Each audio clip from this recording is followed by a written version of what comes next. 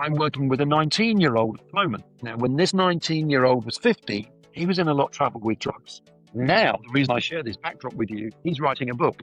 And the money that he makes from the book sales will just buy him beers and pay for some food while he's traveling. But more importantly, the skills he's learning on a digital platform with other products that he can drop on the top are going to allow him to do what he really wants to do, which is take a business from nothing to a 20 million valuation in 6 years and then sell it out, because then he can work with other companies to do the same thing for them that he's just done for himself. Today, I'm joined by Marc Adams, founder of Acquisition for You and author of Secrets to 10xing Your Business and Cashing Out Tax-Free book. He scaled businesses from 0 to 30 million in 18 months, engineered exit worth of hundreds of millions, and built a value growth framework used by clients backed with over 22 billion in capital. You know what? I want to find someone to just have a consultation with. How would they find that person? Like, you know, if it's not an accountant, you mentioned like tax specialist and attorney, like if I go to LinkedIn, like how would I find a person like you who can actually help me with all of this? Like, what's the title? Like, how did they name themselves? Well, yeah, so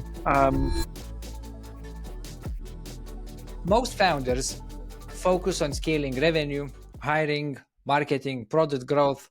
But when it's time to exit, they realize something brutal.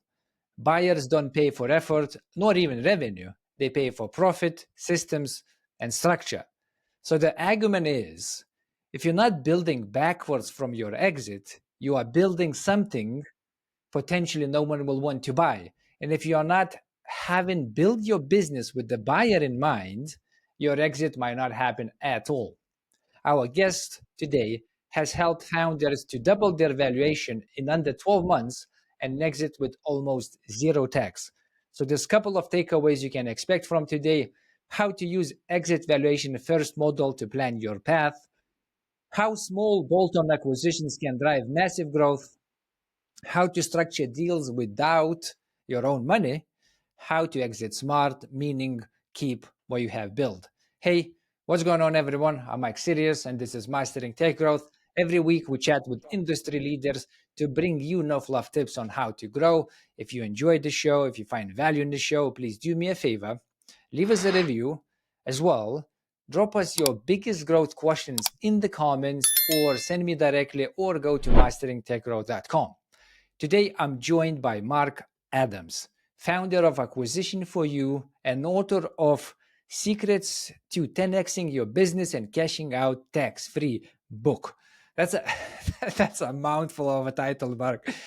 He scaled businesses from 0 to 30 million in 18 months, engineered exit worth of hundreds of millions, and built a value growth framework used by clients backed with over 22 billion in capital. And now he helps founders grow through acquisition, even if they have zero cash, and exit without losing what they have built. Marc, welcome. wow, thank you so much. What an amazing welcome. I better be good to live up to that billing. I really had. You better Thank be you. good. I glad Thank you. you enjoyed it. Thank you so much for having me, and thank you for that amazing introduction. There's a lot packed into that. There's a hell of a lot packed into that. There's a lot of. So I was traveling, by the way, Marc. So I read your book on my flight in and back. So I was going to holiday when we started communicating. So I started reading the book and then sort of finished it on my flight back yesterday. So it's like there's a lot, right? Like you know, the whole book is affected the way you do things. So we only have 60 minutes. So I hope we'll give our listeners at least the idea that growing through acquisition might be a better path to growth than looking for that organically. So before we go into that, we love asking every single guest this question. When I say mastering tech growth, what comes to mind? Mastering tech. I come from the tech industry. That's where my roots were. Mm-hmm. And these days I spend time with tech, but I also spend time with a lot of traditional businesses. And what I've discovered is the principles, processes, and procedures of growing and successfully exiting a business are the same. So I think that if you are fortunate enough to maybe start with the end in mind and maybe work back from there, you'll acquire the skills that you need to master tech or any other sector growth. Hmm. Now, what do I mean by that? I think something in your intro might sort of spark for me a real issue that my 10-year-old sort of put me onto. He's 14 now. And so unfortunately, too much of the time when a business owner maybe has put 10, 15 or 20 years into growing their business, adds value to their community, has a lot of loyal customers, has built a great name, you find in companies with 60, 70, 80 million in revenue that they're brilliant at doing the thing, whatever that thing is. Hmm. But when it comes to sell it, they've not given any plan to how much they're going to keep. Yeah. And so this varies all around the world, but you could lose between 30 and 55% of the sticker price, the price that you want to achieve for the business, by not thinking about this ahead of time and planning for it accordingly. So what does that mean? One of my clients right now has a business worth $10 million. They're based in California. We serve clients all over the world, but most of our clients are in the USA, Canada, or the UK. But the same principle that I'm talking about here is applicable worldwide. So for this business, they're worth 10 million, but we've helped them discover that if they do nothing, they'll end up with about 5.6 after all their, let's call them leakages, Mike. Hmm. Leakages for them in this case would be 10% they're going to pay to a broker to sell the business. That's nearly a million. And then they're going to lose a significant chunk in state and federal taxes. Yeah. Um, that'll be 40% plus. So they'll end up with about just over 5 of the 10. And the real sad thing for so many business owners that are in that position is that isn't enough to see them into whatever it is they want to do next. And that can often be retirement. And so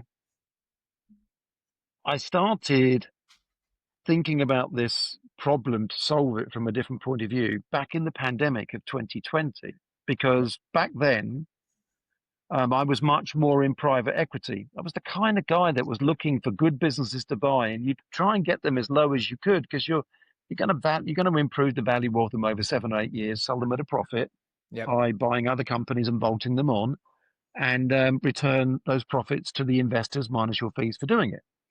So, but I got diagnosed with stage 4 cancer, and I was given 6 months to live, just as we were coming out of 2020 when we'd been in the lockdown and we're going into 2021. So the vaccines weren't in, Mike. And Hmm. so in my case, cut long story short, they'd agreed to take the primary cancer out, but I'd been scanned and there were so many other things that came up that they were confident that I had secondary cancers everywhere else in lots of other places. So taking the primary out might give me a couple more months. And at that point, as a dad of a loving wife and a young family, Mm. you do anything for one more day. Yeah. But while I was back home recovering, laying in our, in that my wife got COVID and I got COVID, and we had the original strain of COVID. So there were no vaccines in the original strain. And I'll take you back then. I don't know whether you can picture this, but I don't know if you've got kids, Mike, but for those, but all our kids were at home. And for us, it was lockdown as adults. But for the kids, my kids, it was a year of fun because school wasn't really geared towards teaching at home and weren't doing a great job. So they got a good 6 months of Xbox every day. So they were loving it.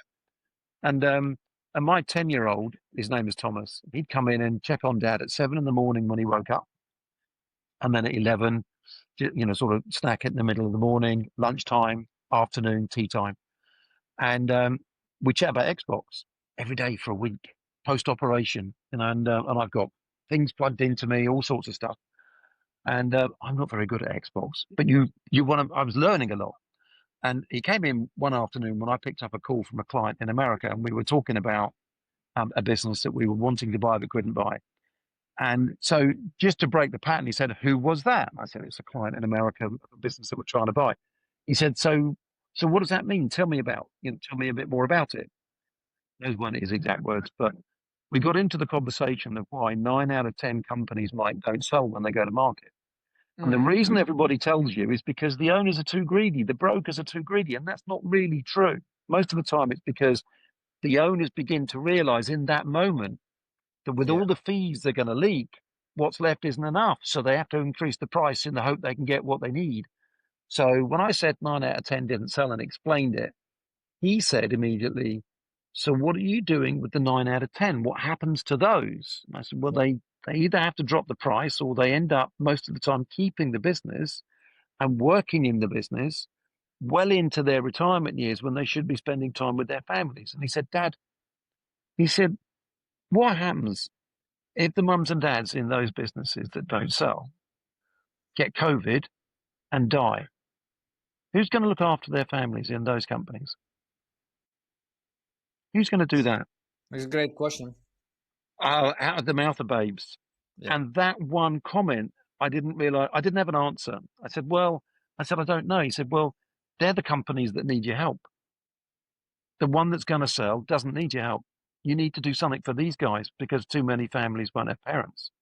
Now, we were in the midst of the pandemic. We didn't have the vaccines. We were seeing the death reports every day of how many people had been infected and died as leak tapes all over the world. And our kids were seeing on the news as well. So it was top of mind for him. But kids don't forget, especially my son. So the first thing for me was to, did I even have the time? Because I'd got a 6 month death sentence on cancer anyway. So roll forward to April when I went back to see my consultant. He said to me, "I've got good news for you, Mark, and I've got bad news for you." And I said, "Okay, well, let's start with the good news." He said, "The good news is we can't find any of the cancer."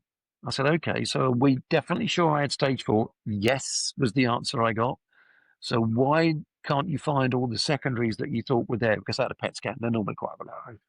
And he said, "Well, that's the bad news." I said, "Why is that bad news?" He said, "Because the bad news is we don't know." My reaction was, "That might be bad news for you, Yeah. but I'll let you live with that."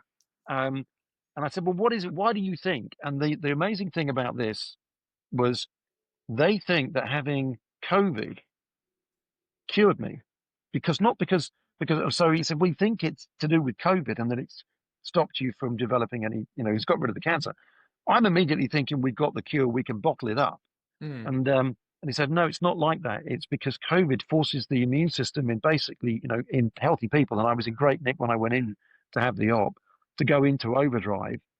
And the immune system's not good at saying, "Leave COVID, deal with the cold, let's leave the cat." It just blitzes everything it can. Yeah. And it turns out that one of the best things that you've got for your defense in curing and helping you get over anything is your immune system. So I was incredibly lucky to be in that position. And they still think now that COVID played a significant part of now they say curing me of cancer because I'm at the 5 year point just coming out of remission. So, and with the kind of cancer I had, I'm not going to get it back.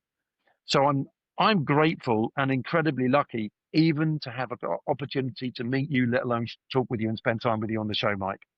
So what then happened was my son reminded me. And I was trying to think of ways in which a small boutique company in private equity with 20 or so people could help everybody. And we can't. So I wrote a book called Secrets to 10X in Your Business and Cashing Out Tax Free. And the book leads to a system which is not described in the book because I've refined it since putting the pen to paper on the book. There's no AI in the book, by the way. This is just stuff that you might think about beginning to do that might help you grow profit and therefore value in a business, Hmm. but principally also start to consider ways in which you might exit the business and minimize your exit leakages, your taxes and your fees. So that's the idea of the book. And if anybody wants to get a free copy of that book that's a listener to your show, Mike, I'll send you a link where they can get a free PDF version of the book. It's not expensive. It's $15, and we don't make any money on it. We make about 15 cents a copy, and we give that to charity anyway. But if anybody wants a free copy just to help them on their own journey, I'm happy to make a link available for you to help them on their way if that's what they want. But rolling forward, I started to think about how do you solve the problem? And really, if you come back to where we are now, a client I've got that's worth 10 that will only keep 5. What we're doing with them is working on ways in which we can double the value of their business inside a year without it costing them any more of their own money. They do have to engage with us and pay us some fees, but they're very modest. But without them costing them money in systems, processes, procedures, sales, marketing, none of that, we can double the value of the business so that they can be worth more at sale, but we're helping them also organize the sale because there's a lot that they can do to see. In California, if you sold for 20 million, you're gonna end up losing half of that if you do nothing. So you end up with 10, right? But what if there were a way that we might help them keep so much more of it? We can't get them out tax-free in their case, but we can certainly get their taxes down to a very advantaged, minimized position, and their other fees, like broker fees in this particular case, don't get paid either because we're actually going to work with them to sell the business privately, so we don't charge broker fees. We work with them in a different way so they can keep more of what they've earned through their lives. But even if we weren't able to double the value of the business and just save them the leakages, they're going to keep closer to the 10 than the 5. And that's huge for them because they've spent 30 years building a business and they just want to retire. And there are so many people all over the world in baby boomer land that are walking into this trap because they've been brilliant at serving their communities and building their businesses, but they've not given enough thought soon enough to themselves, Mike, and how they're going to maximize on that. So there are 3 legs to this stool that we're talking about. There is the improving the value of the business. So you can organically do that. You've already pointed out that you could do that by acquiring other companies. Now, organic growth, I think you cover very well with other people that you've had on the show. So let's talk about acquisitive growth, because I know that that was something that potentially people would be interested in. So one of the quickest ways that you might double the value of a business today would be to buy another business of a similar shape and size and level of profit and bolt it on the side. But not everybody's got the cash to do that. So increasingly, there are ways in which you can, with a cash flowing business, borrow money to acquire another business on extended terms to make it affordable so that you can afford it. It's like taking a mortgage out. You take a mortgage out, you're paying on a monthly basis, and then you own the asset. But once you've got that in your group and you're driving more profit as a result, because you'll do some things to improve it, you'll pay down that debt very quickly. We work on strategies which are a bit of a secret sauce where you don't even need to acquire to double the value of the business. Can't really go into those here, but there are sometimes ways in which we can help double the value of a business, and you don't have to buy another one, but we can still get the same result. So then you've got to start looking, and you do this at the same time as you begin to think about exiting the business in a way that ideally means you don't have to pay tax, which is not always possible, but certainly reduces that tax bill massively. And in a way where you may not have to pay any fees. And we help companies do both those things. And one key thing that I would like everybody that's interested to take away from this call, from this meeting, is that to minimize that taxation level, they must start with that first. You don't go out and advertise the business for sale and then start structuring the business to reduce the taxes. That doesn't work. You can't do that. You can go out. So people work with us because we are not, their business is not on the market to be sold. We're quietly exploring the most suitable buyers with money that at the right time might be interested in exploring the purchase of the business, while we are structuring the business in the right way to be tax advantaged to save those millions of dollars. Now, a lot of people ask me, Mike, does this work for me if I'm a business that's making 100,000 a year in profit? And the answer is it does, but it's not going to be a big enough net gain for you at that level of profit, because there are some fees to consider in setting things up to achieve these savings. So you really want to build your business to a point where it's 750k pounds or dollars minimum in profit. Now that profit is EBITDA, earnings before income tax and amortization and other deductions. That's before you take your dividends out. So that's before you take your profit tax. So you work on that. That's before you pay your profit tax, rather. So you work on that level to multiply to get the value of your business. And so you want to be at 750k for that, because you're probably going to be worth between, it varies industry to industry, but you're probably going to be worth between 750 and 1.5 mil.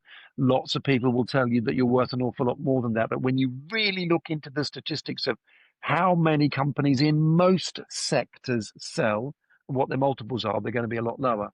But getting that then to a valuation of sort of multiple based on an EBITDA of 7, 8, or 9 million of EBITDA, that's our job. That's the specialist skill that we provide to help companies do that.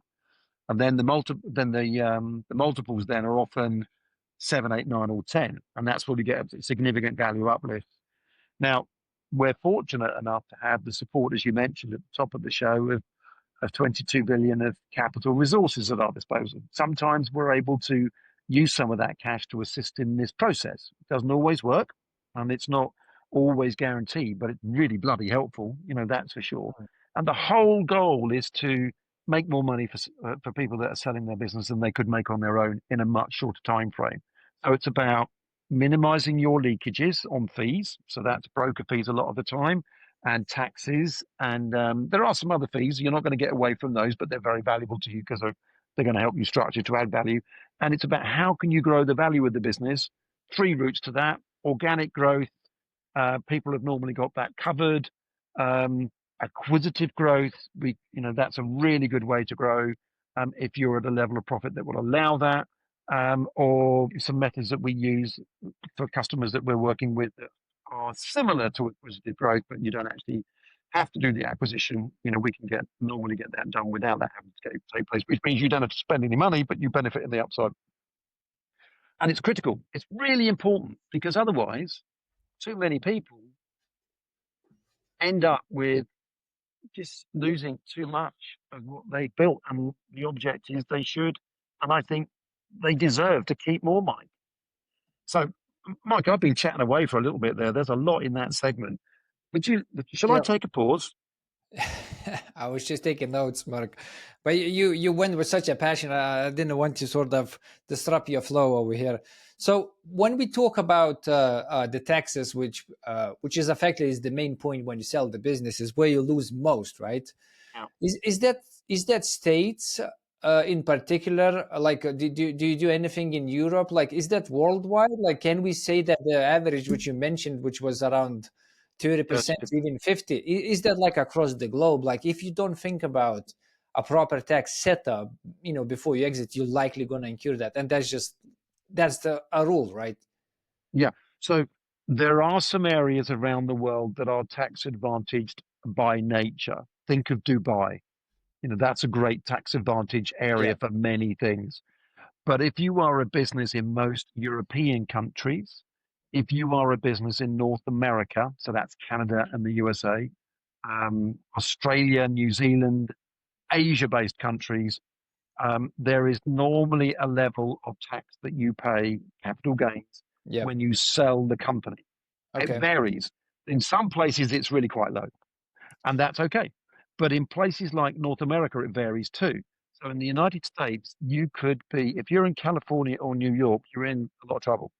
You're not in a lot of trouble. It's going to cost you a lot of money, right? If you're in the UK with Rachel Reeves, you're going to be not as expensive as it is in North America. But by the time you've said and done on your tax mitigation leakages and your fees that you pay as well, you'll be into 35% each, maybe a 35%, maybe a blended rate, which is lower for you if you've not taken advantage of some of the things like entrepreneurs relief, which is much lower these days. But still, there is, if it's there to have, then have it. You're still going to be paying, a bunch of tax there. And sometimes there are ways of avoiding that, something Yeah. else to avoid that. So something else I've got for you. We've built, um, I'm going to call it a global tax engine. We use it internally. We don't sell it. Mm. So anybody that owns a business of any nationality, um, by getting them to take a 3-minute quiz confidentially, free of charge, they'll share with us a little bit about their business, where it's incorporated, the level of profit that they make, and where they live from a tax point of view, where they pay their tax. There's a few other bits in there that help us. We can give them back in 24 hours a direction of travel of what the tax position or the leakage position for their business is going to be at a summary level. It doesn't give them the detail of the things that they can do. Mm. That's much more involved. Yep. But at the very first step, your position in the UK is different to somebody that owns a business and lives in Germany or France or the United States. So I'll make that link available to you, Mike, so that if anybody wants to just find out free of charge what that might look like for them, they can do that and they'll just get a PDF report back. No heavy selling from us. There is and it's consider this a direction of travel where it would say if you do nothing, your likely leakages would be between this figure and this figure. Okay. And so now we'll ask them some questions, a question of what they think the value of the business is. I'll tell you why we do that. If you're doing 1 million a year in profit, somebody might think their business is worth 50 million. So when we can work out based on the industry they're in, what the actual multiples are and give a direction of travel as to what the business is likely to be worth. But sometimes I've got one of these right now. It's a business that's making $1.5 million in profit, but it's got $30 million worth of assets. Mm. So, so its valuation is going to be a lot higher because it's got all these assets that sit on the balance sheet. So notwithstanding those things inside, because, we do a direction of travel here to show you what your position might be. And we'll ask people what they think their business is worth. So I can normally read into what they're telling us and then follow up with some supplementary questions. Now, this is not AI doing this. There is some AI that helps us, but we review these individually because AI is not good enough to pick up the nuances of what an individual business might be doing. That's why I've got people looking at this just to fine tune it. And what we sometimes see is what we do always see is the direction of travel that can identify for you what your leakage in fees and taxes would be if you were thinking about selling. We can also look at it and say whether we think there's a potential for you to double the value of it. I call this the double and keep it blueprint in 12 months or less. But it's the double and keep it blueprint. So do we see there, for the nature of the business that you're in, whether it's potentially possible to double that in a year without you having to spend money? We can make a guesstimate of that based on the information that you give us. It's a 3-minute quiz, not a 30-minute quiz. We can give you a direction of travel, summary of what your leakage reduction might look like, and we deliver that back. And that's just to get people thinking about what they might want to do next when they're ready. Now, if they So want the detail, if it's a big figure and they want the detail of it, we can do that, but that is chargeable. We're going to charge people for that because it takes us some time to do it. So that's if I have a business, right, Mark? So I have a business right now, makes a profit, and I'm started thinking about exit. I want to find out that information. But if you just starting out, right? So let me ask this: like, so it's a different path, right? So let's say I want to buy a business. Like I don't have a business. I just want to go ahead and buy a business. So can I just take a loan on a business cash flow and buy them out? I feel like that's probably a lot of founders will be thinking like this. And as well, you have mentioned that the profit of a business you want to buy should be around 750. I took that note. Can you talk about like just that scenario? Is like why the profit must be like that, and how likely can you buy a business if you don't have any other business? Okay, so there's a number of ways in which you can go. If you're going to acquire or buy a business, normally you will be able, if it's a let's assume it's a positively cash flowing business. It doesn't necessarily have to be profitable, but there are lenders out there that will support acquisition finance for you to be able to buy the business, Mike. There are some things you will need to do. Let's imagine that it's a 5 million purchase business. Could you raise the money for that? You could get, and it's a 5 million business. It's generating cash flow. It's making a small profit. You can raise money to buy that business with today's lenders, with the products they've got now. These products come and go. They might not be available next month, but right now you could do that. You're going to need to put 10% from somewhere as a um, into that business, and that will go into an escrow account. Because what you're basically going to be doing on that 5 million spend in borrowing 5 million is taking what they call debt equity, which is providing that the profit of the business is sufficient to cover the payment terms of the loan that they're going to give you to buy the business, like a mortgage. Hmm. They'll back you on that. Now you'll need some other things too. You need some industry chops. What do I mean by industry chops? I mean, if you're looking to buy a business that's supplying NASA with parts and you've got no experience, they're not going to lend you the money unless you've got somebody around you or a small team of people around you that have got that expertise, because it's too big a risk for the lender. So you've got some things like that to do. So you need 10% with a couple of lenders I'm thinking about that would do this. You would need expertise in the business. So you've got to look after the people and make sure you keep them on board. Because if you're buying a business, that normally means that a founder might want to leave at some point in the next 2 years. And the 10% is one of the biggest sticking points for a lot of people. Now, there is another way that you could acquire a business. I show people how, with something I call consulting for equity, that they might acquire a business without having to use any money. This is how that goes. You look at a business today that might be worth 2 million, but you can't raise the money to buy it right now. But the owner would, but you can see ways in which you could help that business become worth 10 million.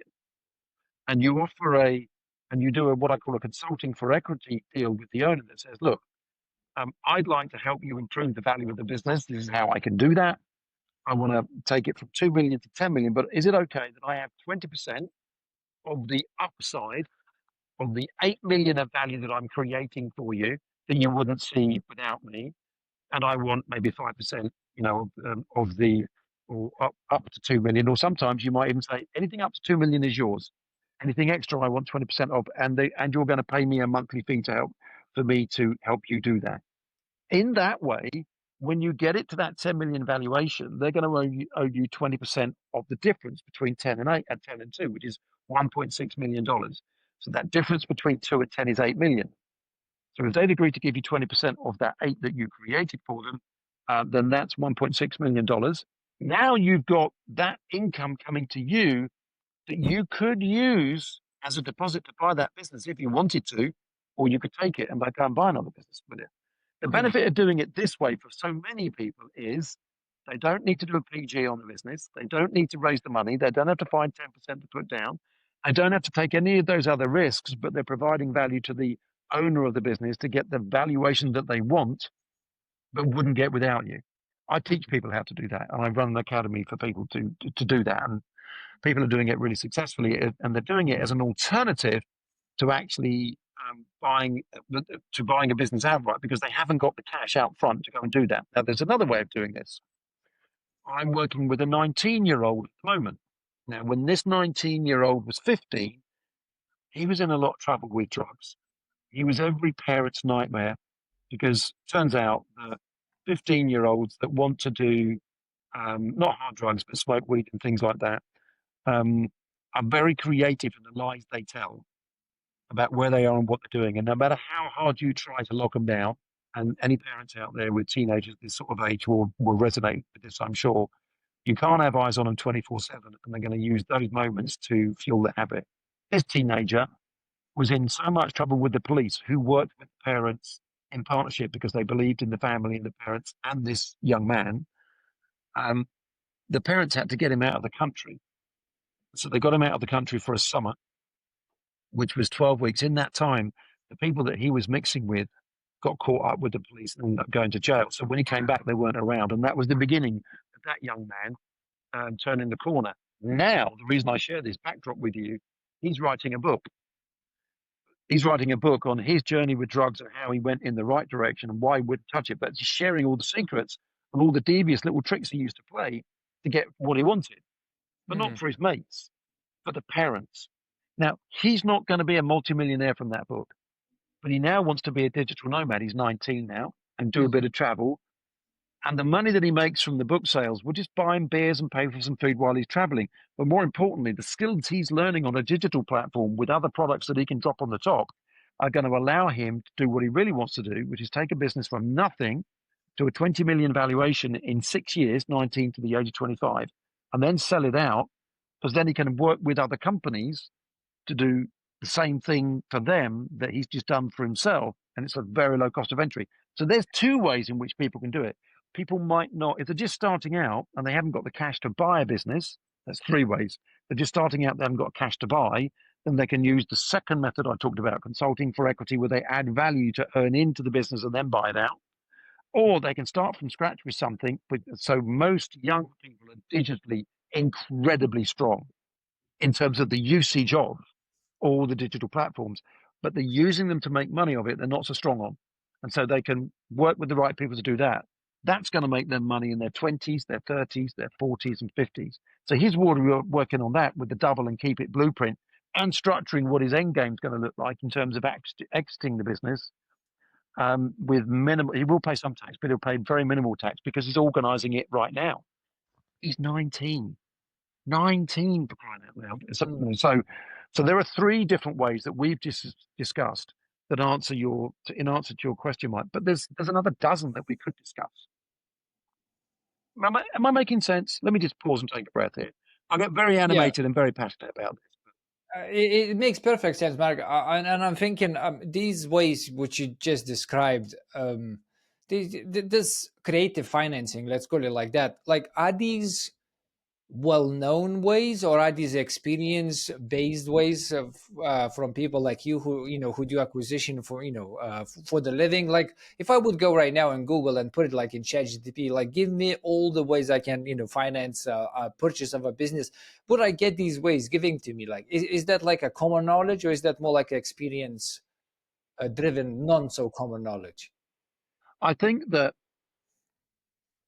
if, as a result of this conversation, people went and Googled, give me all the ways that you could buy a business, ChatGPT, all the ways you could buy a business, it would come up with a lot of ways that you could buy the business, some of which we're talking about. What ChatGPT doesn't do yet is teach you the how to do that, how to apply that. Yeah, the how to, yeah. So think of it this way. The information game has completely been decimated or changed by ChatGPT. The implementation game hasn't.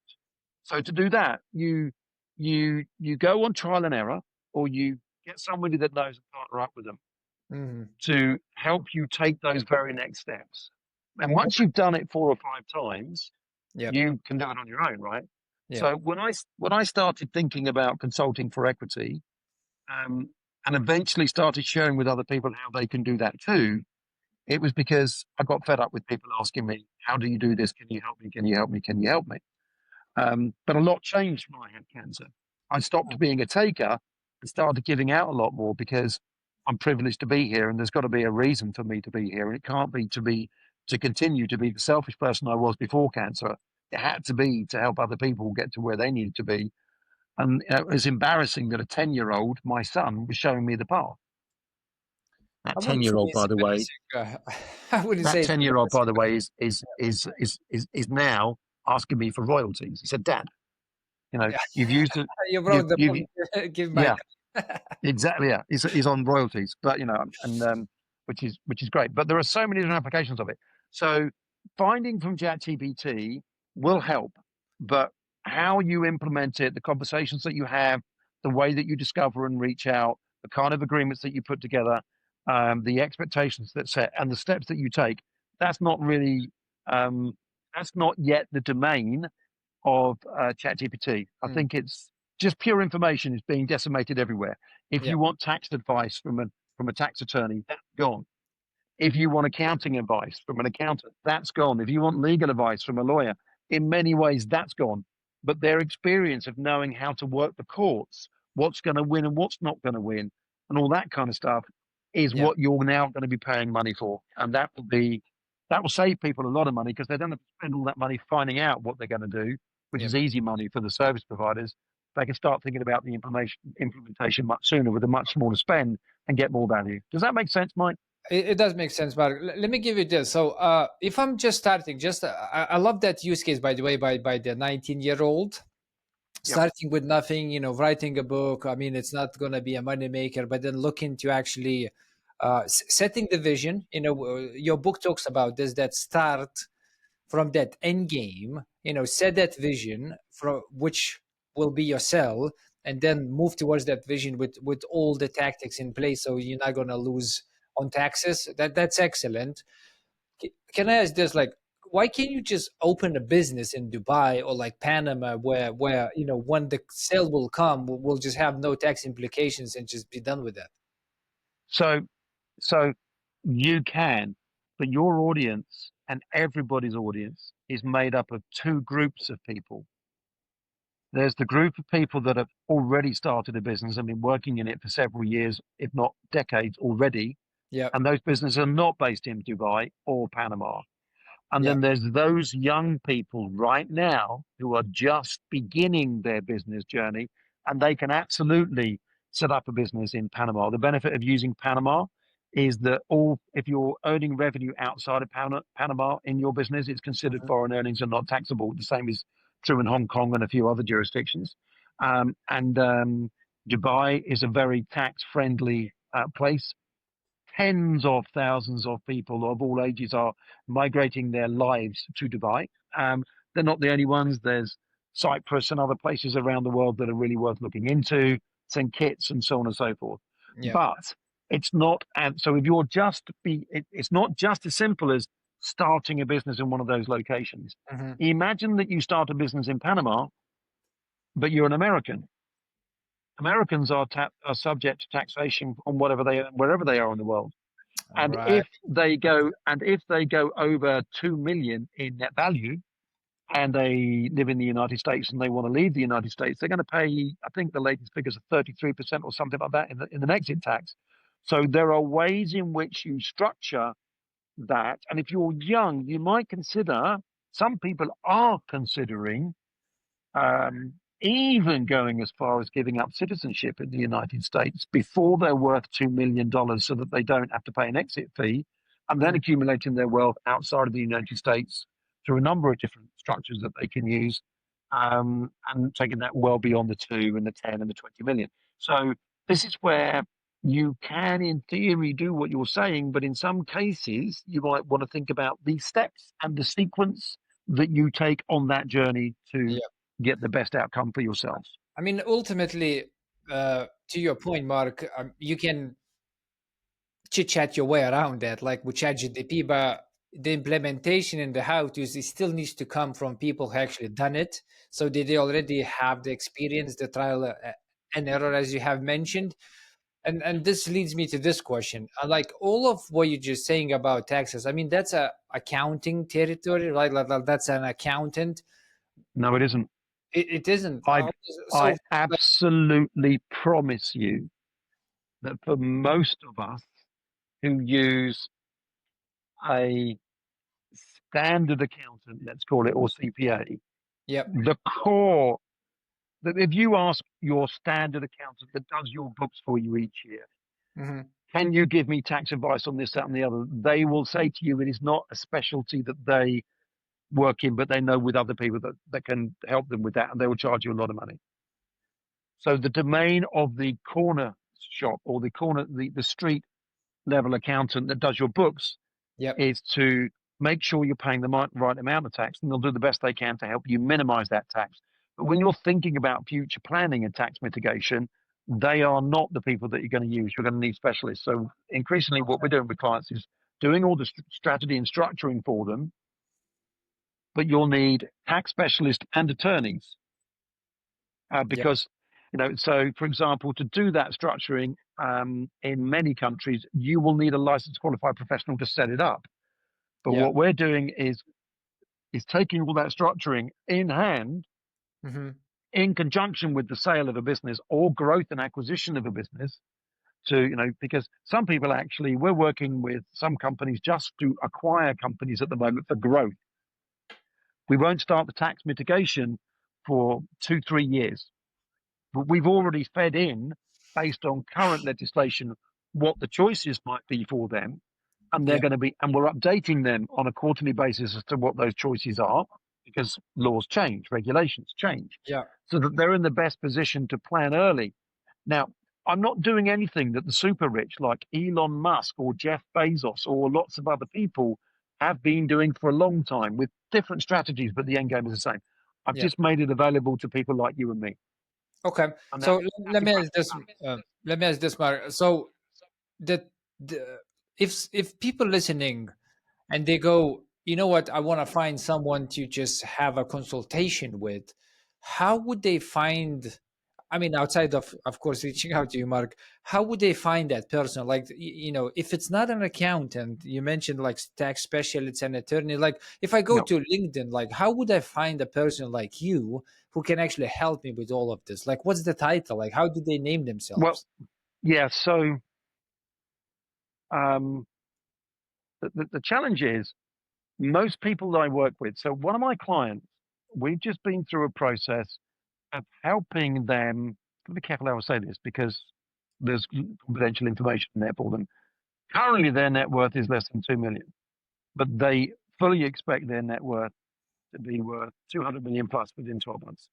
So we're planning out all of that for them. The trouble is for them is they don't know who to trust because they haven't got those relationships.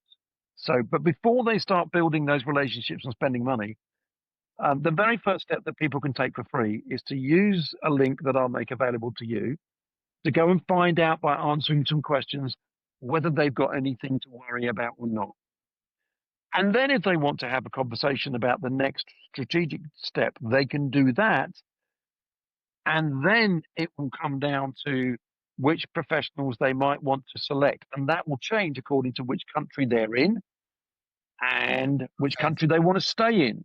So in the case I just spoke about, this particular gentleman will go outside of the United States. I've got another one that's going to come outside of Germany. Not everybody wants to leave their country. So I've got a customer that actually wants to stay in the country that they're in. So it changes what you can do and how much you can keep. But once you understand the strategy that's going to work right for you, you can now select the specialists that you want to work with to implement it. So we'll line up all the strategy for people.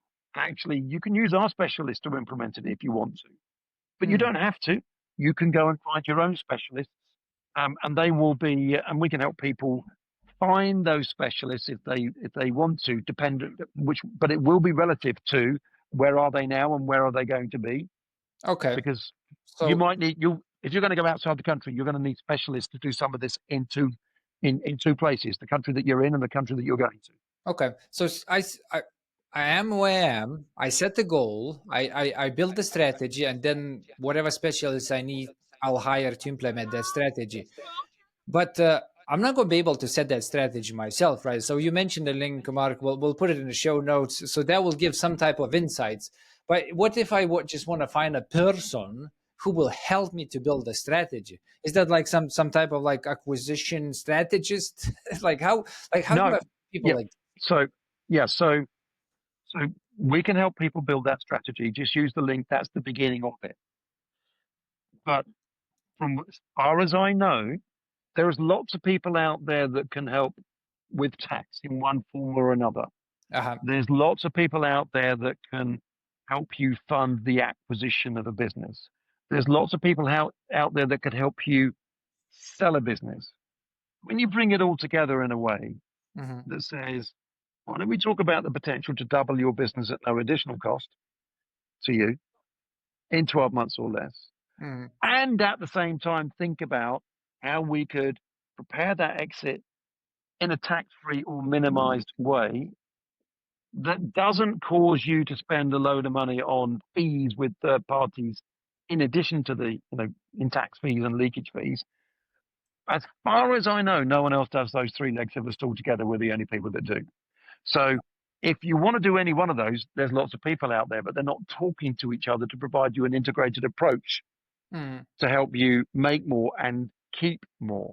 But Okay. you could Google keep more of what I earn and probably find a lot of people out there that would help on taxes in two different ways. One, your personal payroll tax, your W-2 or PAYE, but they'd be different people to structuring the sale of a business to minimize.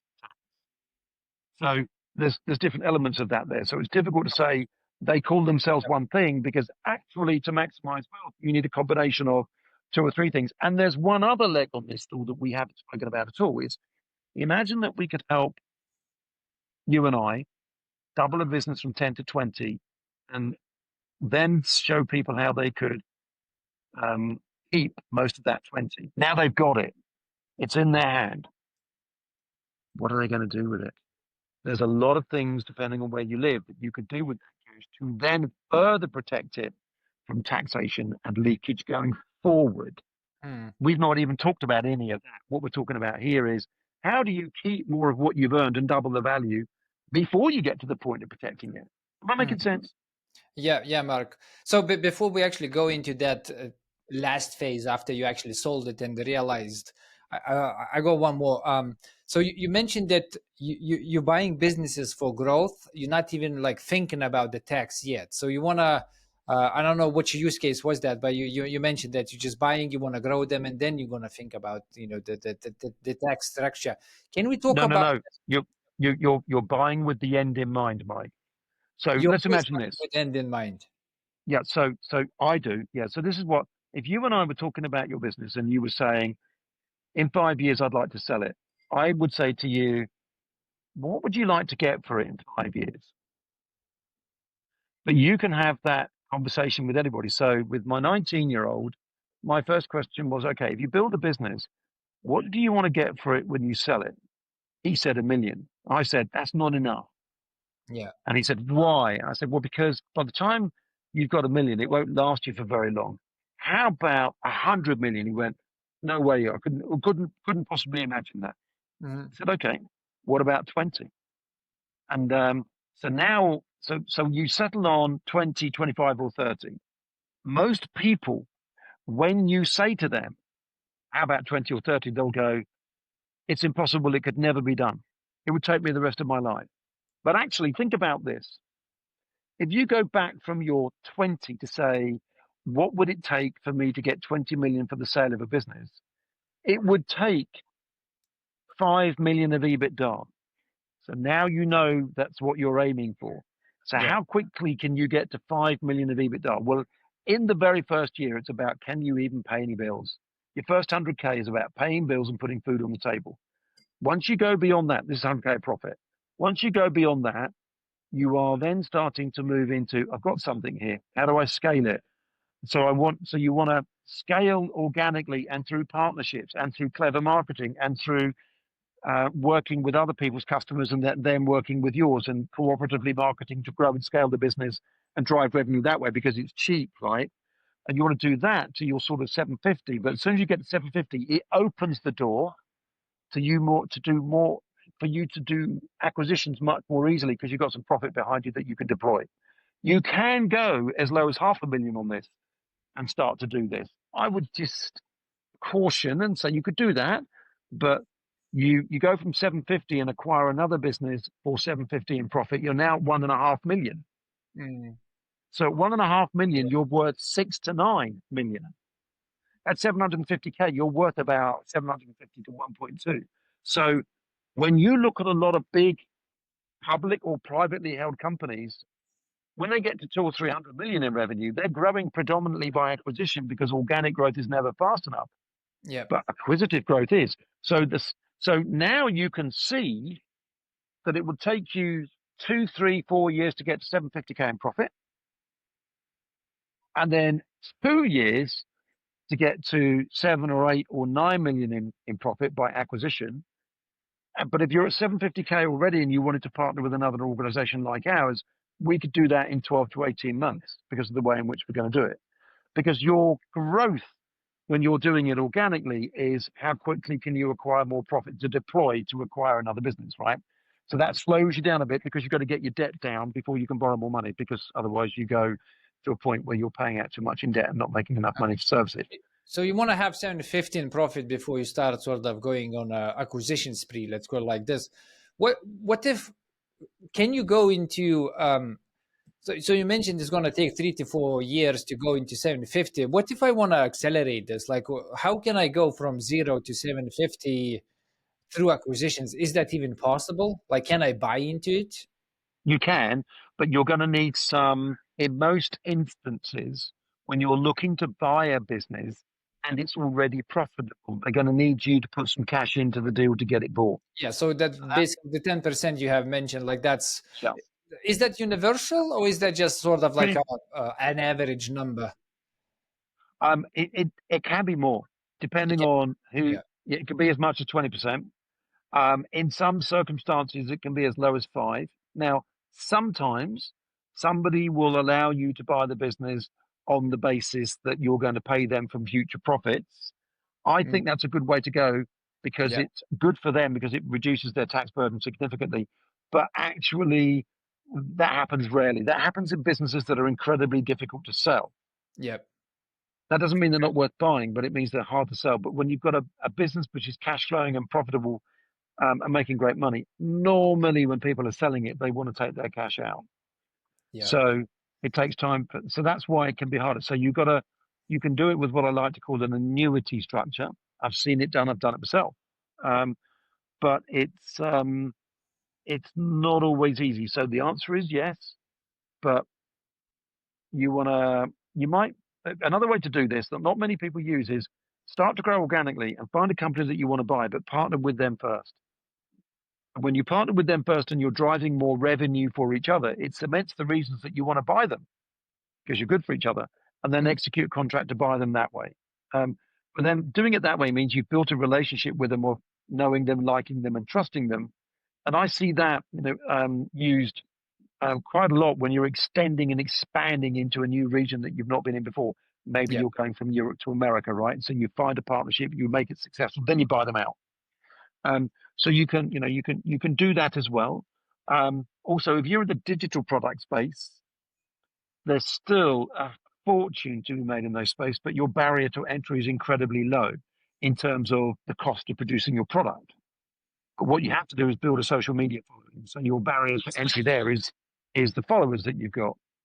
So if you've only got 2 followers, you're not going to make much money. So you've got to build the followers out there, or partner with other people's audiences so that you can make money for them and make money for you to keep your costs down until you get to that critical mass, and then you can go to the next level. Am I making sense? 100%, Mark. So, Is this adding any value? Did you think anyone's going to be interested in what we've been talking about today, or is it just you and me? I'm sure that people will think. I mean, our listeners are, small business, small medium enterprises, a lot of founders, some product people, but growing by acquisition, it's not a secret, Mark. Everybody knows that. But I think what you're giving here to the audience is a lot more tangible in the sense, if they're interested, they can start thinking about the ways, can start thinking about the frameworks and start doing research, right? So I think it's definitely valuable, Mark. Thank you for sharing everything. So to summarize, because we sort of coming to the last section of your book and of your framework, is that you start with setting the exit first. You start by setting the vision, and then you're working backwards from that vision. That will give you the best plan for execution, the strategy, so the execution will be flawless, right? I think it might depends on where are you in your journey. So Okay. when you asked me that question Yep. and we set that vision, it was for people beginning and starting a business. Yeah, beginning and starting. Yeah. A lot of your listeners have been in business for a long time. So that's a different vision for them. So the vision for them is, imagine that I would like to buy their business. So so here's what I believe. I think every one of your listeners that owns a business would sell it if they were offered the right price for it. Imagine I'm going to offer you the right price for your business. reach out to me so that I can share with you what the likely value range of it is now. Mm. And then you can plot a plan on what gap you need to cover to get the price you actually want. Now, some businesses are undervalued Yeah. and they're going to get bought very quickly. It's like a house. If you overprice a house when you're selling it, it's still on the market a year later. But if you underprice it, you sold it the next day. Yeah. If you get it about right, it's 3 months, and it's 3 to 6 months and it's done, right? Yeah. So, and buying a business or growing a business in terms of its value is similar-ish to that.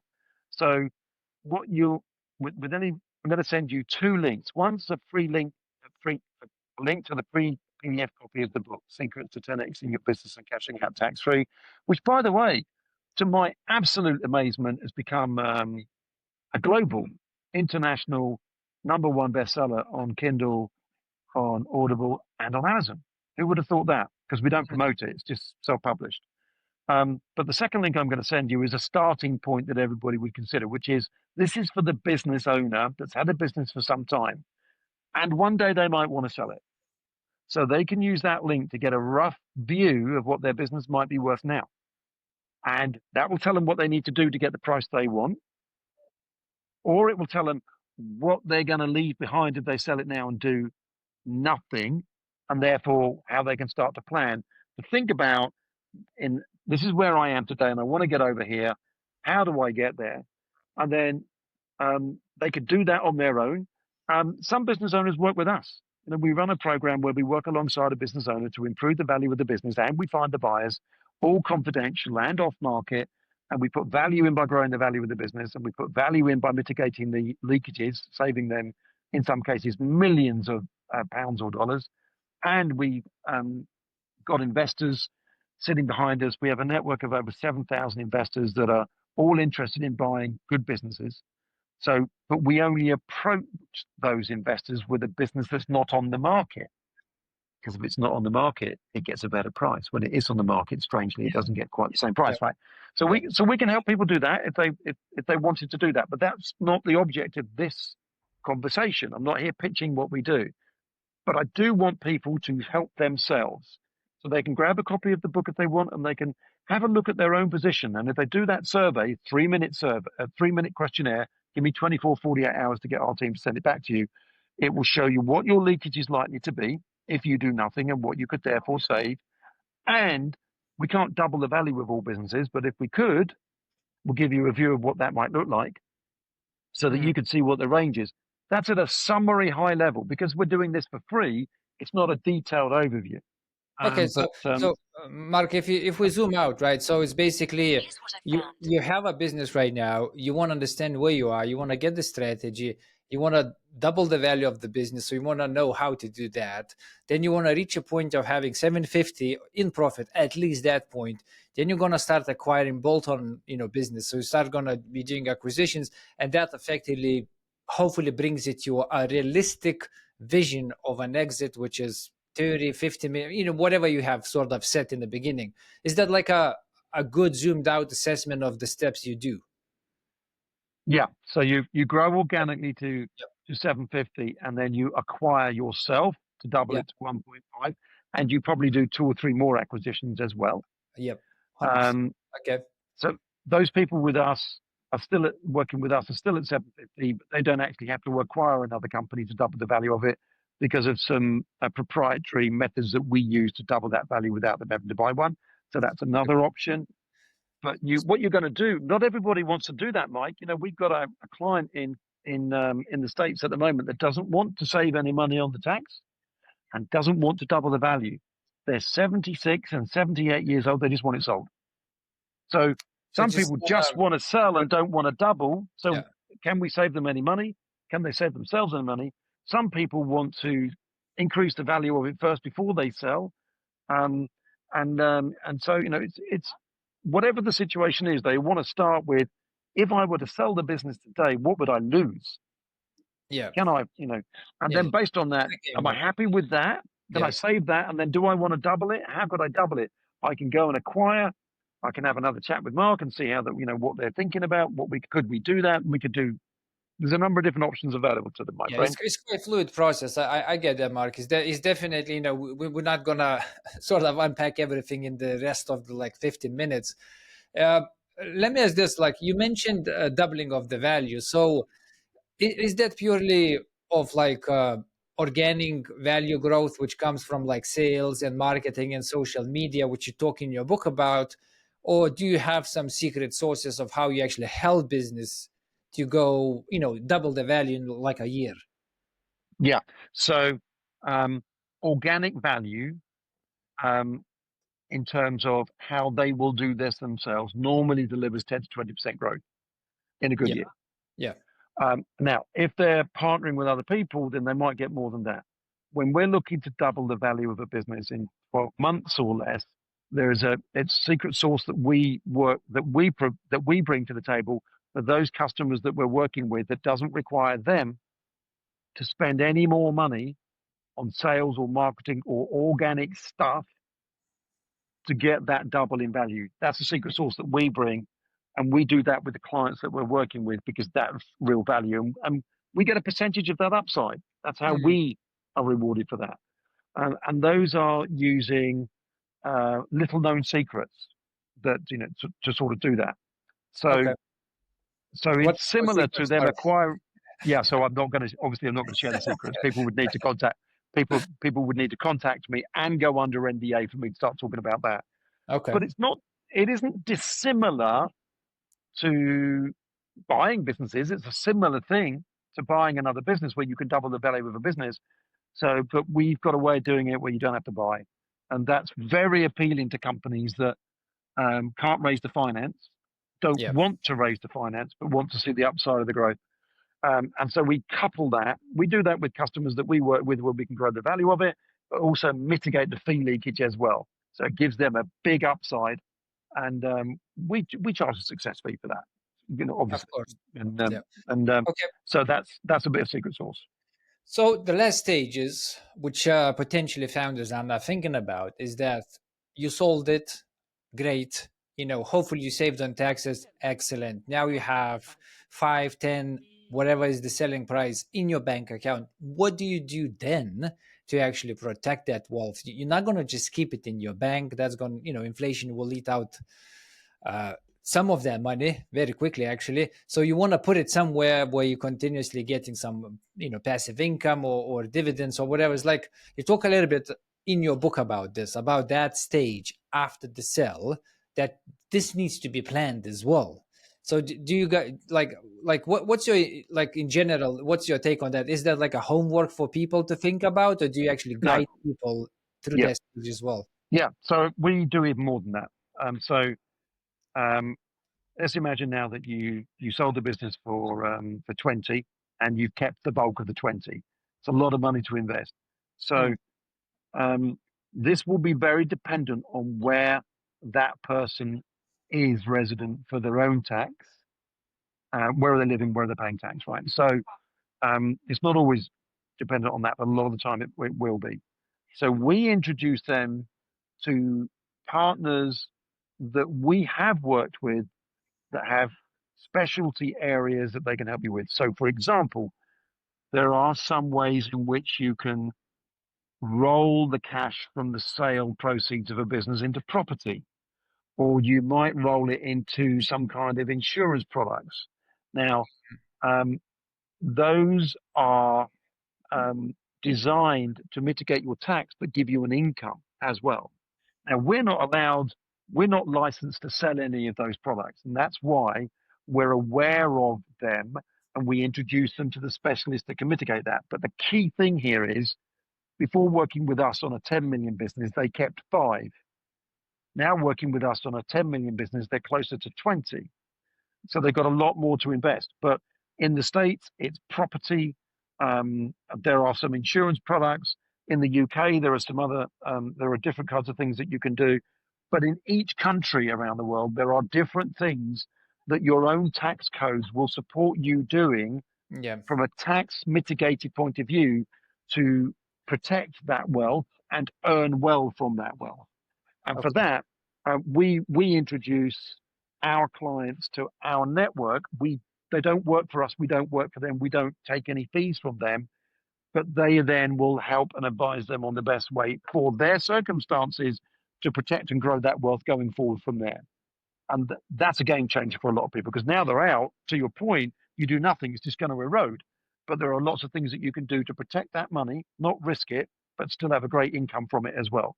Yeah. What we're trying to do is double or treble the amount of money you can enjoy in whatever it is you're going to do next. We're talking about people retiring here. Don't forget, a lot of people Yeah. want to take the money out and roll it into the next venture, and there are strategies for that as well. Make sense? Yeah, I get you. Again, it's such a fluid process. There's so many different ways you can take this, and people interested in all of this, you'll need to either do your research, talk with Mark, or leave us a comment. Talk to us. Yeah, we're happy to answer all the questions. Yeah. The methodology is the same. The system, so the double and keep it blueprint is a system, and it's a four-legged stool, and one of the legs is an optional leg you don't have to use, but it's about making the money first. So we talked about all of that within the organic piece that we spoke about. And then it's about growing through acquisition, or my other way of doing it, which is the secret sauce of our company that no one does. Yep. So you've got those two things to create the wealth and double it. That's the double. And then the keep it part of the blueprint is, how do you structure your business in a way that you pay very little taxes and fees? That's and then you're out. And so the fourth leg of that stool is, how do you further protect that and reinvest it? And by the way, that's one thing that you could do. But now that you've done this, do you realize there are very few people that go through a system like this? The system that we use is proprietary. I've been developing it for 30 years and adding more pieces to it as I've gone along to make it more valuable for business owners. Now, what you do as a business owner when you've come out is you take that and you reinvest it. But actually, you can take the journey that you've just been on, and if you've been working with us, the system that we've gone through to get you from where you were to where you need to be, and you go back and consult for other companies to do the same for them, and you've got another stream of income, maybe 5 or 7 or 8,000 a month, plus a percentage of their business when they sell, and the knowledge on how to do it because you just did it with us. Does that make sense? It does. It makes perfect sense, Mark. And as well, it's such a good summary of everything we touched today and try to touch today that I'm not even going to do my closing remarks. So that's pretty much is a whole summary of the episode. So we got only 9 minutes left, Mark. So I want to jump in a quick rapid question round. So there's just a couple of questions to pick your brains, 30, 60 seconds as an answer. Ready? Yep. All right. What's the easiest type of small business to acquire with minimal upfront capital? Generally, businesses that are where the owner is the face of the business is easier to acquire because they're much harder to sell. So if you're in terms of acquisition, right? Yeah. So if you are a plumbing business and you're the only person, if you want to sell it, it's incredibly difficult to sell, which makes it easy to acquire once the owner realizes it's very difficult to sell, because it gives you the maximum flexibility.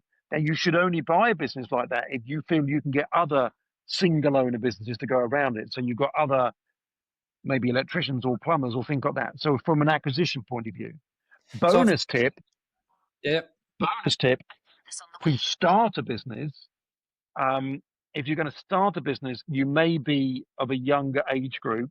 So digital-based products, such as the 19-year-old that's writing a book as a baseline platform to start making some cash, they're very easy to start if you're willing to commit the time. And there's a lot of really good people out there that you can follow who have done this and documented this, and you just implement by following on YouTube what it is they're doing. People want to know more about that. Hit me up after the show and I'll put you in touch with them, because I've done it, not with those people, but in touch with those learnings, so you can begin to build that blueprint. That's easy because as a young person, the one thing you don't have a lot of the time is cash. Yeah, but you have time. But you have time, and you've got, and they're all digitally really savvy, but they might not want, but not all of them are going to be wanting to do something on the digital front. A lot of them are going to be really good in the blue collar stuff, which is ChatGPT isn't going to take away electricians or plumbers or people like that. Yeah. So if you're going to acquire one of those, pick a smaller one, because you can become the face of the business. And then you can acquire other ones around it, and it will take you've got the time to do it if you're a younger person, because you've got a 40-year working window. So those would be easier businesses to start with, because they're bloody hard to sell. But if you're starting from scratch, there's a way to do dish products that will build a big following and lots of cash for you in the future. Okay. Second question: can you really buy a business with zero cash down, or is it just a myth? No, you can. You absolutely can. So generally speaking, so let's put the businesses into two very broad camps. A business doing 10 million in profit isn't going to be zero down in cash. It's not going to happen because they know the worth of it's worth 50, 60, 70, and they're going to get it all day long. A business that's doing say 500,000 in profit, it's harder to sell, especially if the owner's the face of the business. Mm, So then you can get much more flexible. What will normally happen is they'll go to market and in the first 6 months they're going to go, no, I'm going to get the price, and the broker promised me this, that, and the other, but they're going to realize it's not selling. hmm Then there's a window from 7 months to ever where they may be much more flexible, but you have to understand what I call their MUD score, which is their motivation score to want to sell. hmm And that's not about the business. That might be because they just want to spend time with the family. Maybe they're ill. Maybe they're like me and they've been given 6 months to live. hmm So in that scenario, you can work out ways to buy the business, which doesn't necessarily mean a lot of cash up front, but you might take care of them and their family dependents for years into the future. And really what they're looking to do is liquidate in that unfortunate example of not being around Yeah. and take care of the family. So you've got to find the other motivating factors that would allow you to do the deal without any money down. It's harder to do. It's more unusual to do. Everybody talks about it, but it can be done. Okay. Are you looking for these motivated buyers yourself? If so, how? Or are you using brokerage? You can use both.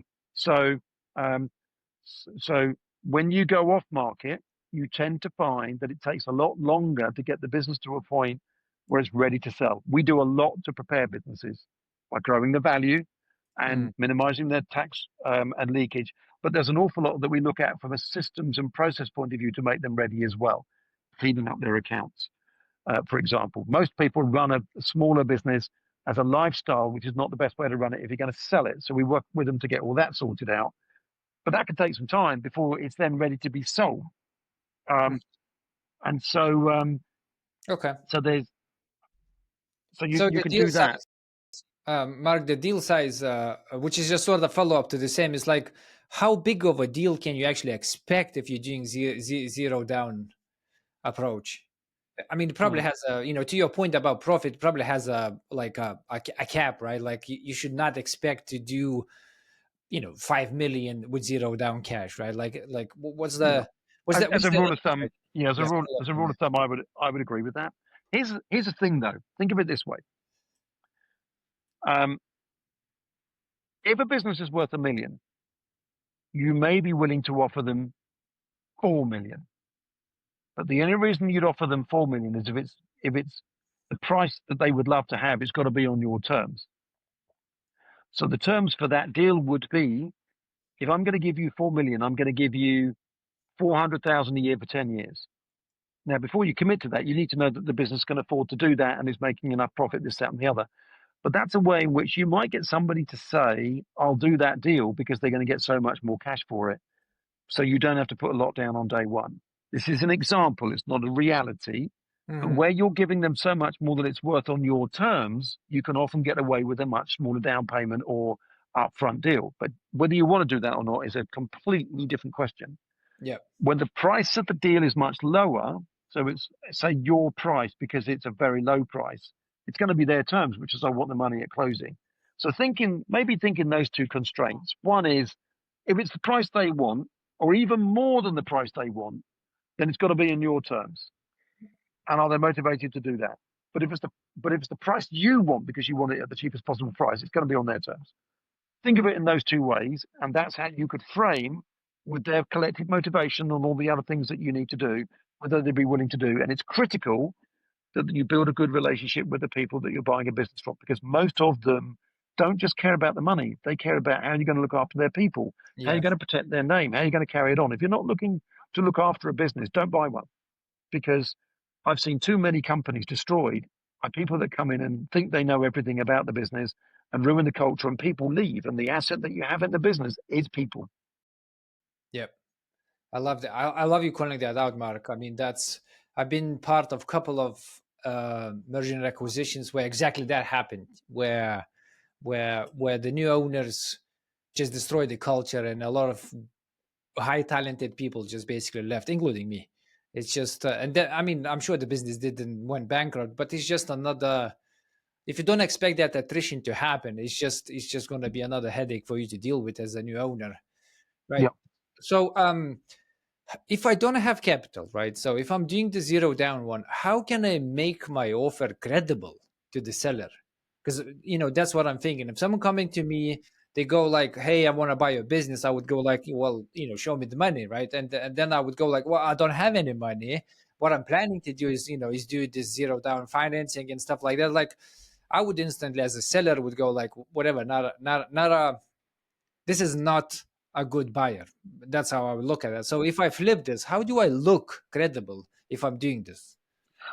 It it's it's it's very individual, deal by deal, my friend.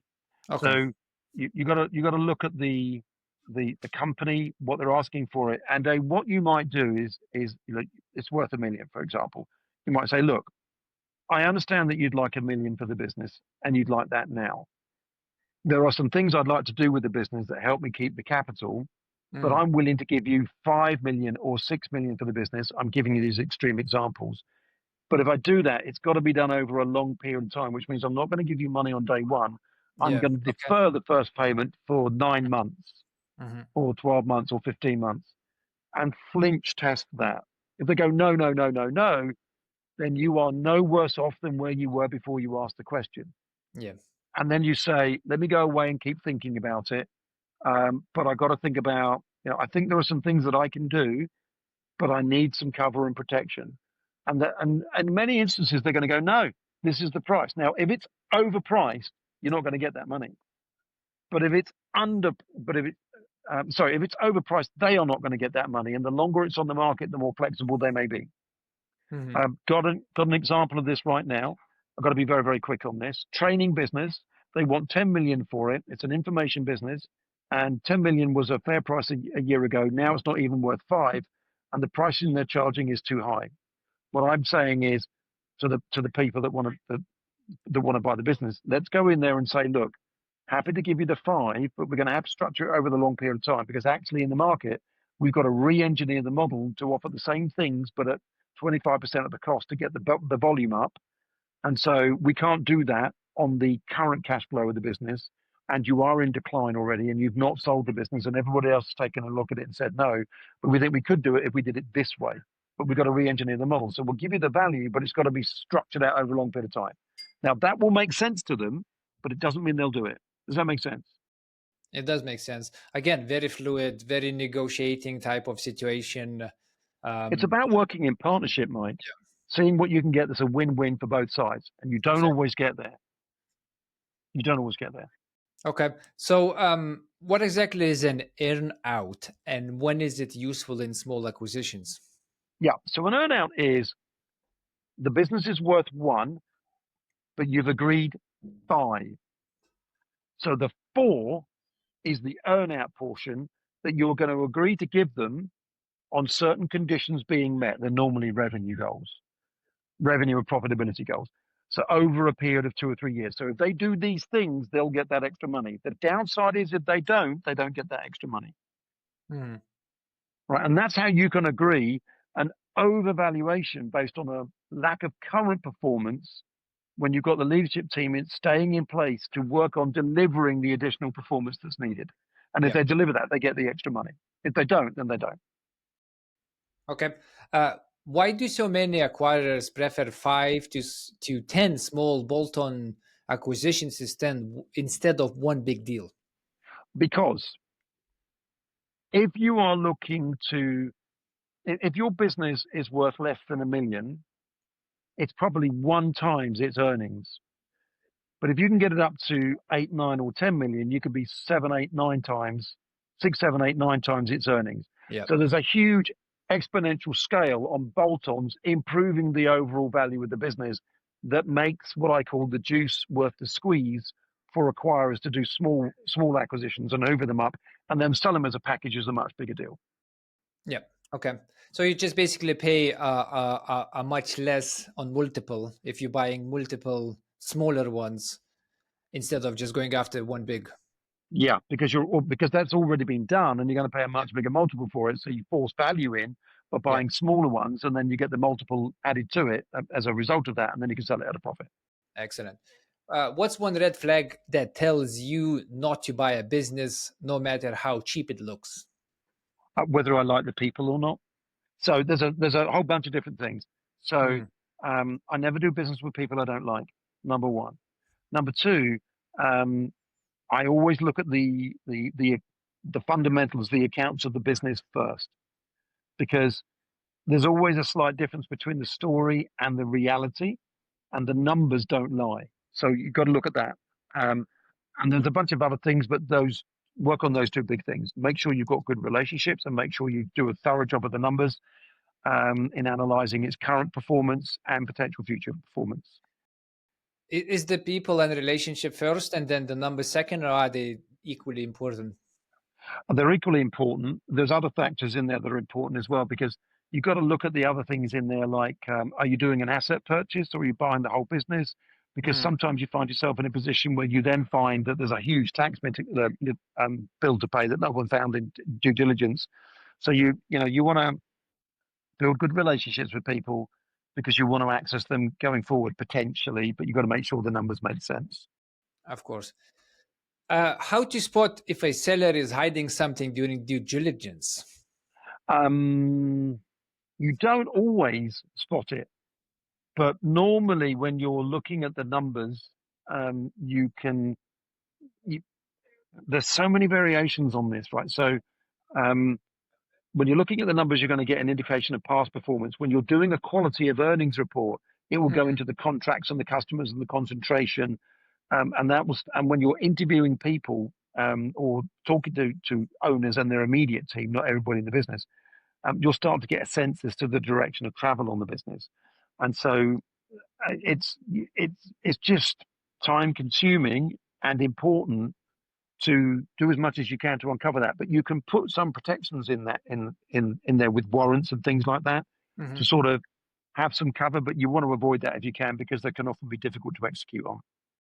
Okay, excellent. All right. Well, we are done, Mark. Excellent episode. Sets a good stage for us as a podcast because we will be unpacking many of these steps much deeper into a much more tactical way to our listeners.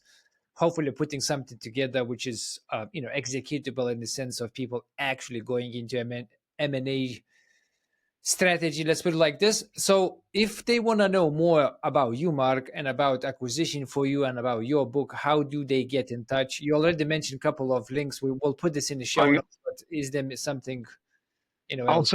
send you a link to my link tree, and then on my Okay. link tree they Oh, can WhatsApp me, they that, can email me, they can get yeah, a free copy of the book, and they can go and assess their own position with a completely free 3 minute questionnaire that will give them a summary on their own position in their business and where they are in their own journey. All of that will be in the link tree for you. excellent. One link, which gives you a lot more links. So that's for our listeners. And Uh, you summarized that well, the whole episode. So I'm gonna just skip over that and just remind our listeners: if you find value in this episode and in the show in general, please make sure to subscribe. If you have a founder in your network, someone who wants to grow, maybe sharing that episode will be useful to them to understanding that the way of acquisition or of growth of acquisition is actually a very valid strategy. And as always, until the next time, stay safe and see you online.